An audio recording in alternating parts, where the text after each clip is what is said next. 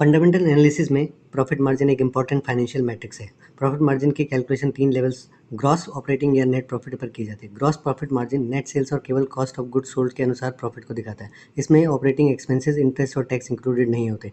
वहीं operating profit margin day to day overhead, operating और administrative expenses के साथ सेल्स कॉस्ट को इंक्लूड करके प्रॉफिट बताता है, लेकिन इसमें डेट, टैक्स और नॉन प्रॉफिट आउटलेज शामिल नहीं होते। लेकिन सबसे इंपॉर्टेंट है नेट प्रॉफिट मार्जिन, जिसमें सभी एक्सपेंस के साथ इंटरेस्ट, टैक्स सभी को घटाकर कैलकुलेशन की जाती है। एक 10 करोड़ की नेट सेल वाली कंपनी का gross operating net profit margin इस प्रकार कैलकुलेट होता है। नेट प्रॉफिट मार्जिन ऑब्लिगेशन और टैक्स पे करने के बाद प्रॉफिट जनरेट करने की कंपनी की एफिशिएंसी को बताता है।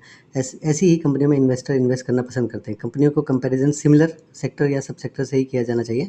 किसी स्पेसिफिक कंपनी के नेट प्रॉफिट को समझने से उसमें इन्वेस्ट करने के लिए फाइनेंशियल रिस्क के साथ साथ टेक्निकल एनालिसिस की भी उतनी ही जानकारी ज़रूरी है। इसी तरह के और जानकारी के लिए चैनल सब्सक्राइब करें।